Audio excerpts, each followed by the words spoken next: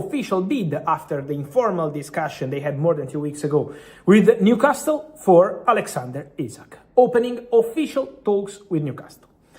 So what happens, guys? The official bid has been presented. My understanding, and I can confirm that, I know there are contrasting reports on that story, but my understanding is that the bid from Liverpool was £120 million. This is what Liverpool offered for Alexander Isak, according to my sources, also with the possibility to include add-ons as part of the package. The answer from Newcastle to this proposal was no, thanks, full stop. Newcastle didn't say this is the price. Newcastle didn't say let's negotiate again next week. Newcastle didn't say the player is untouchable.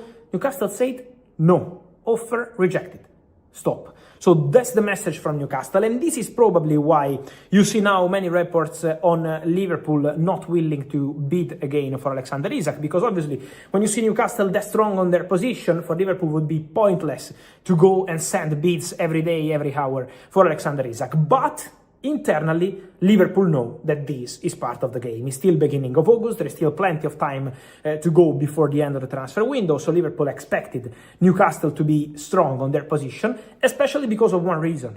The only way for the Alexander Isak deal to happen this summer is if Newcastle find a top striker on the market, and decide internally to let Isak go to Liverpool. That's the only way. Without that step, it's going to be impossible to see Newcastle, to see, at least as of today, impossible, never say never in football, but as of today, Newcastle show that their stance is the player is not leaving, especially without a replacement. If there is a replacement, let's see what's going to happen. So Liverpool today wanted to send a message, not just to Newcastle to show, okay, here are £120 million plus add-ons, but also to the player. Isak is exposing himself in an important way. Don't forget that. Not traveling with the squad, not traveling for pre-season tour, not training with Newcastle. So Isak is exposing himself.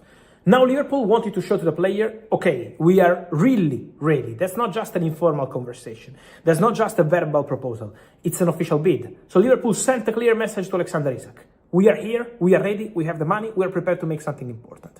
Newcastle say no, but Alexander Isak remains on his position. No intention, as of today, to sign a new contract, despite being offered that, and intention to go to Liverpool.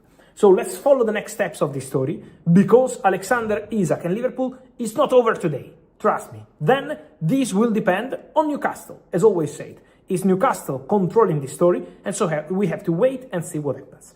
Alexander Isak's continued absence from Newcastle training is fueling Liverpool's confidence in securing the striker during this transfer window.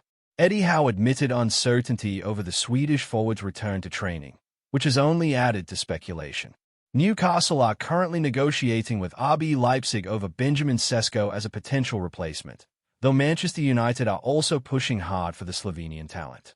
Fabrizio Romano reported that ECO's agent is already in Leipzig to assist in making a final decision. Liverpool remain firmly interested in Isak, and if Newcastle manage to land Eco, it could open the door for Isak's departure.